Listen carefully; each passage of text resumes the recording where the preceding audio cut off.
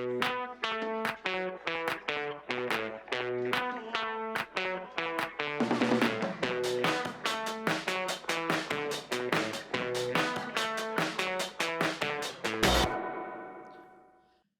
experience is now one of the key sources of competitive advantage for any business.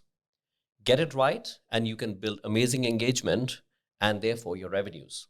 Get it wrong, and you lose not only your customers, but your brand, your market share, and your revenues will all be negatively impacted. Hi, my name is Aseem Kapoor, and I'm here today at the Rove Podcast Studio. And I have with me Paul Bridger. Paul is the head of operations, or as he likes to call himself, chief roaster of Rove Hotels. Paul has an amazing over 20 years of experience, and a major portion of that has been spent in mid-market hotels. Paul is extremely passionate about driving an exceptional guest experience through an engaged team. So, Paul, thank you very much for being here with us today. Thanks for having me. Thanks for the invite to the Rove Podcast Studio. Luckily, it's only next door to my office, so I didn't have too far to come. But Absolutely. thank you very much, and it's a real pleasure to sit with you. It's a pleasure to have you, and I'm sure it's like I'm sure you feel at home already. So looking forward to this conversation. So Paul, Rove came into the market around 4.5 years back, and ever since it got into the market, it really completely revamped the way people look at mid-market hotels, the way they are perceived, the way they're positioned, and everything. What, according to you, really drives the success of a brand like Rove? Yeah, so Rove came about because Dubai wanted to expand, the kind of customers it appealed to. So originally, Dubai, as we all know, was very famous for the amazing 5-star hotels, and kind of lacked in that mid-market area. And if you think of Dubai hospitality a bit like a triangle, where traditionally what happens is you have loads of hotels at the kind of bottom end of the spectrum, and then you go up and you have the kind of 5, 6, 7-star hotels. And Dubai was the opposite. You had 5, 6, 7-star hotels in their masses, and then you had less and less. And the only way that Dubai was going to achieve its ambitions of being a kind of tourist destination for the masses was to have a wider product range in terms of hospitality, and hence Rove was born. Rove was born about 5 years ago. A success. We're still trying. We don't rest on our laurels. So I think the things that have enabled us to get here today is probably 90% the team, right? And our focus. I think one of the things that we're very proud of is we've been very consistent in our approach to the team. Right. We're very consistent in terms of who we've chosen to come on the team. We've been very consistent about how we kind of work together. We don't really have a big hierarchy or that kind of stuff. So, and I think that has been one of the key drivers behind where we've got to today. I wouldn't say success because we maybe sit here in 20 years and say success, but for now we're continually trying to drive the business, improve the business, represent Dubai, and in time we'll grow the business outside. Right. And, to be honest, it's a very refreshing thing to hear as well, especially within this market, where, you say people first, right? Because generally when you would talk to anybody, by the nature of the way Dubai is, a fascinating place with beautiful architecture, beautiful buildings, everybody is highly product oriented. So it's always about how beautiful my building is, how much it attracts people from all over the world and everything. So it's a very product driven kind of a thing, right? And you always hear kind of people come third, fourth, fifth in line of saying, okay, well, that's what kind of creates that experience. So what kind of drove that mindset of kind of putting people first? So I guess what we realized at kind of the inception is one of the differentiators. We're never going to compete with some of the hotels on product, right? We're never going to have, and that wasn't the idea. The idea of Rove was to facilitate people to explore the city or to do, it's kind of a functional product that allows people to get out. It's not really about price point. Rove isn't about, I only have $100 to spend because I'm on a budget. Rove is about maybe I have $1,000, but actually because I want to be outside 90% of the time, what I need is a great room, a great shower, great Wi-Fi, engaging team. And when we got to engage in team, we realized actually probably the other 4 or 5 most people do already. Right. And not to say they don't have an engaging team, but what we recognized was that we wanted to have a team that were on the same level as the guests or the rovers. Right. And we're all part of that community. And one of our things is, how do we connect with the community? How do we be accessible to everybody? And we if you ask any of the management team in Rove, we all have our experience compass, our DNA Right. ready at hand, and this guides us, right? So this allows us to hold each other accountable about how we treat each other, about how we communicate, about how we work. Right. So that's kind of how we treat our people. I think you were one of those first companies, at least that I know of. There may be others that actually came up with a name for their guests as well, right? Otherwise, you generally call them guests or customers or whatever, and you kind of name them as rovers. Have your guests also kind of taken on that identity? Like, do they enjoy calling themselves rovers? Absolutely, they love it. They love it. If you go on to, aside from hearing people to talk, if you go on to like our TripAdvisor reviews or Right. a lot of them will say, "I'm now a rover." Right. And they're part of that club. Right. And that club, it's people that are not and are not restricted by what they do and how they behave, and they're okay with being relaxed, and maybe they wear a suit one day in the lobby and the next day they're wearing shorts, and that's okay. Right. It's more relaxed. They can they kind of feel a part of the whole environment and everything. So what are some of the things that your team does to kind of make them feel like, because again, you people only take on a label if they feel proud about it, right? They will it endears to them. It kind of touches their heart, right? Otherwise, why would anybody want a label? But the fact that a guest who has no real kind of relationship with your brand kind of comes in and kind of goes into that kind of a mindset and says, "Hey, I'm a rover." What does the team do for them to reach that stage? Well, I'd say there's nothing specific. So Right. I think what the team do is what we try to do as leaders in the business is enable the team to be themselves. Right.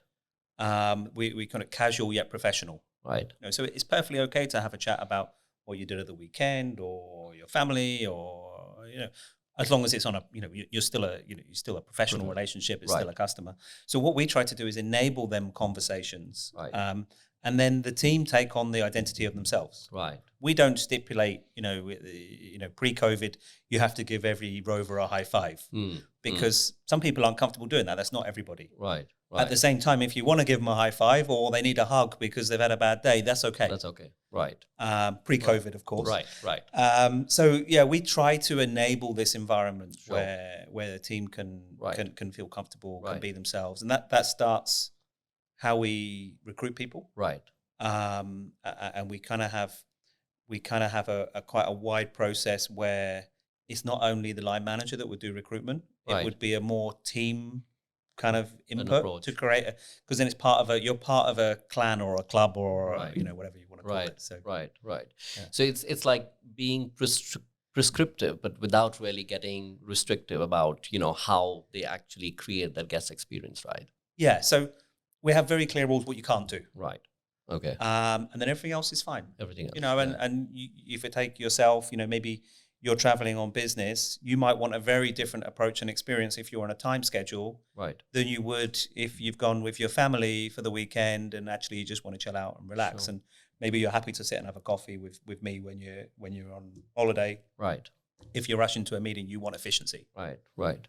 So I think, hospitality is people business, right? Right, So correct, we have to. And not to put you in a spot or anything, but do you feel that's maybe some other hotel companies, right? I mean, there are some who deliver, again, great experiences and everything, but do you think that companies tend to become too, what they call SOP focused, that then people really end up focusing on, hey, I need to deliver my standard operating procedure, and really forget the fact that I'm dealing with guests who are human beings, and the first and foremost thing is to create an amazing experience for them?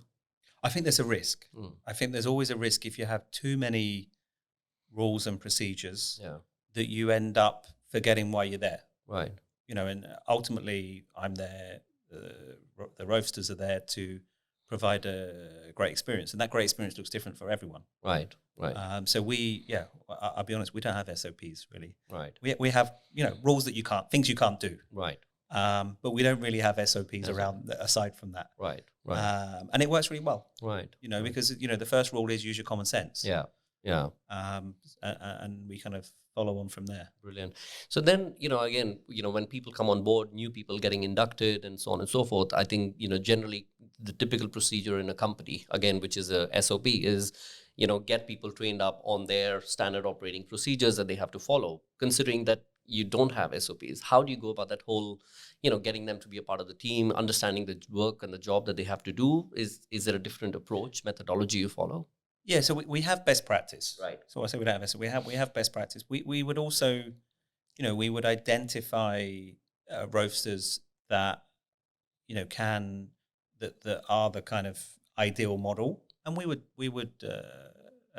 put the new joiners with these team members. Right, right. So model the right behavior. Yeah, and then recognize it and follow up. And, right.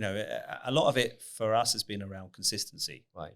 And if you've got a consistent management team or leadership team that are consistent in their message over a longer period of time, then it just becomes how you do things. Right. Right. So I think that's been a large part of our approach is around, we haven't really changed our tune or our method ways of working for 5 years. 5 years. Brilliant. So, one of the, you mentioned something about, kind of letting your leadership team and your team kind of, find their way and everything. And let's talk a little bit about Agile. So I always consider Agile as like one of the most used or abused word of this decade, right? I mean, everybody wants to go Agile. Everybody wants to create Agile structure. Everybody wants to do stuff which is Agile. But again, I mean, the understanding of it and its relevance obviously varies from organization to organization. But for you, do you feel that you have been able to bring a level of agility or flexibility in the way you let your people or your leaders run operations? Yeah, so I think a couple of answers to that. So firstly, we're always trying to be more agile, right. As everyone is. We don't probably put agile in front of any of our initiatives, right? Because we realize it's a bit cliche, right? But how we try to work. So there's a couple of ways we try to work. So firstly, when you're employed as a roaster, you don't really have a designated department, or you may be better at something. You may be better at on technology, and you might be better on handling cash. So therefore, you might work generally in front office. But actually, there's an understanding that if you're required to work in F&B, then you go and work in F&B. And I think the way we are agile in terms of our team is that today you could be working in the downtown hotel, tomorrow you could be working at the parks, and the day after you could be working in a cafe. Right. Because the business requires that, and particularly at our price point, we have to be flexible. Right. And we have no choice in order to be flexible. And I think that actually is really helpful because it shares the best practice we spoke about earlier. Right. It gives variety to the guys, so they can work with different people. It allows you to work with different leaders, and it kind of reinforces all the things that we've spoken about. And then, of course, commercially, right. If we can ramp up a hotel when we have a huge group arrival or we have a huge piece of business without having to prescribe it, we don't. If the management don't need to get involved, and right. then. It can be a successful model. Yeah. I mean, from the sounds of it, it's like, kind of create a really compelling purpose for the team to believe in, get your leadership all aligned around it, and consistently give that message and showcase and walk the talk, right? I mean, that's kind of perhaps what leads to that alignment across the organization, right? Absolutely. So is that what, you just showed us the experience culture, that you have in place and everything. So talk to us a little bit about that, right? Companies spend a lot of time defining corporate cultures, vision, mission, values, so on and so forth. I mean, do those really work in today's environment? So ours, if I could explain to it, we generally would just have how our climate is, right? So what's our working climate? How do our leaders behave? But single words, right? We don't have big long things. Right. So so our leaders need to care, coach, right. recognize, and inspire. Right. That's pretty straightforward, right? And I think, again, in Dubai, you have such an international workforce. You need to keep the language, simple. Not everybody's, English is not their first language. Right. So we try and keep it simple, and we try and use that as a blueprint. Do we necessarily look at it every day and every hour? No. Sure. But could one of the managers sit with me and say, hey, you know what, Paul, you weren't very inspiring yesterday. Okay. So yeah, so we don't have huge vision, mission statements that sit behind it. I think we have some core kind of values or ways we work. Right.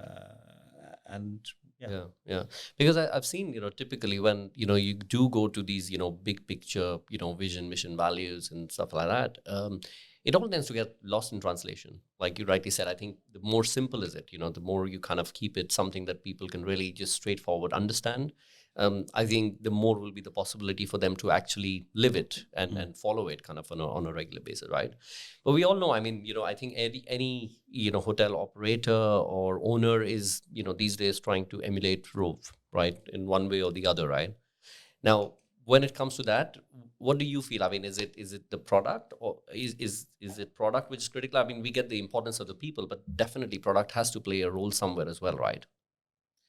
Yeah, again, we can't try and do the best job we can for our stakeholders. So for our team, firstly, which we hope will then inspire them to really look after our customers and they come back, and of course commercially for our shareholders. So that's our kind of very simple way of thinking. If other groups are trying to, I think I'd say we're quite lucky that we're in that space, that mid-market space where, our costs are relatively low. And naturally, as average room rates come down and companies try to control their costs accordingly, you're going to look at some of the bigger players that are maybe in the space that do control their costs. And again, not to say we have all the answers, because we're consciously trying to do a better job. Sure, absolutely. I think every day is a learning, right? I mean, just like for everybody. But with the market getting more competitive, and as such, right now it's anyway suffering. But let's say things start going back to normal. The competition in Dubai is huge. What would, let's say, be the top three kind of best practices or transferable practices that you think even 5-star hotels can take on from the way you run Rove without really impacting their level of guest experience? Okay, that's an interesting one. Well, I think some of the things, probably what we've already mentioned. I think being consistent in your approach. So there's nothing. It takes time for behavior to evolve. It takes time for people to buy into a vision, a company vision. I'm not talking about vision statement, a company vision. And it's impossible to measure the kind of, people call it the heart. It's impossible to measure that really. You can do an annual survey, you can do a daily pulse check, you can do all this stuff. But what you need to know is that, do the team go home and genuinely, or come to work and genuinely want the business to do well? Right. Or do they come to work and I want to do my 8 hours and finish my shift, and they're watching the clock to try and figure out when their shift's finishing. Right. And I think if you can cross that bridge between I'm here for my 8 hours to I'd love to do a great job. Now, of course, people want to have a great family life and they want to get out and enjoy themselves. Sure. But if in the time they're at work they're truly engaged, I think you can't measure the impact. And that doesn't matter what business you're in. It doesn't matter if you're in 3-star, 5-star, or retail. I think, and even more so now, right? Because people, customers will talk to the team, right? Customers will talk to your team, whether it's your management or your team, inside and outside of work. And everything's so blended now between social media and everybody kind of being connected in one way or another. Right. You can't prescribe how somebody feels or communicates. Right. You need to create that environment where they're comfortable. Right. And I think what you said earlier, a big role is played by an approach of, like you rightly mentioned, having a list of things that they cannot do, rather than trying to list out everything that they can do, because obviously the list of stuff that one should not do would be much lesser. Yeah. And much more, again, commonsensical, right? You don't do illegal stuff, you don't do immoral stuff and everything. And that's much more easily understood than trying to prescribe each and every action, Because the more you put that in place, I guess the team kind of lose their ability to be free and be themselves, I guess, right? So in your opinion, if you needed to kind of, bring or give, let's say, 2 pieces of advice to somebody who's trying to make things happen in this space, in this mid-market space and everything, what would that be? Advice if you're coming into business. So, we talked earlier about the commercial realities of dropping room rates and cost control and whatever. And I think one of the approaches we've taken in Rove, which has worked for us, is we've never recruited. We've always waited until we're really at that stretching point before we've taken on that next person. So commercially, that works for us, right? Because right. if you don't, if you only have one person in marketing, then you either do marketing or you don't. Right. So that's commercially, right. And then kind of on the other side, I think making sure that you recruit the people that fit into your team, not because of their skill set or their experience, because of their attitude, and they're aligned with how you want to work.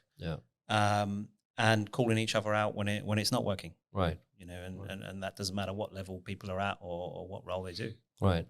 Because I'm sure, like, to kind of have that kind of a successful commercial model as well, I'm sure you would have, you don't kind of then look at having a head of department for every department that typically exists in a hotel. You pretty much then expand the role, of a leader across, various departments, get them to oversee, which I'm sure leads to their own learning and, their own development at a different level as well. So how do your leaders react to that kind of an approach? So again, if you're taking people from, with the right mindset, we don't get hung up on or really involved in job titles and all that kind of stuff. People have specialism. I work in finance, right, or I work in marketing or sales. Sure. Because we have to understand what people, where they sit, what they do. Sure. Whether they're a manager, assistant manager, senior manager, assistant director, I don't know. We don't have any of that, right? And we don't worry about it. Right. Because, I work in marketing and, so I think that's the kind of approach we take to hierarchy. Right. It's probably easier for us because we're relatively small. Right. But I hope we can keep some of that same approach as we grow. And it works for us so far. Great. Brilliant. Well, I think those were great insights, Paul. Thank you so much for being with us today. For everybody who's kind of tuning in, I hope you liked the conversation and you would also find some takeaways from it that you could use. Paul and I would love to know more and hear more from you. So please do feel free to leave a comment and let's talk.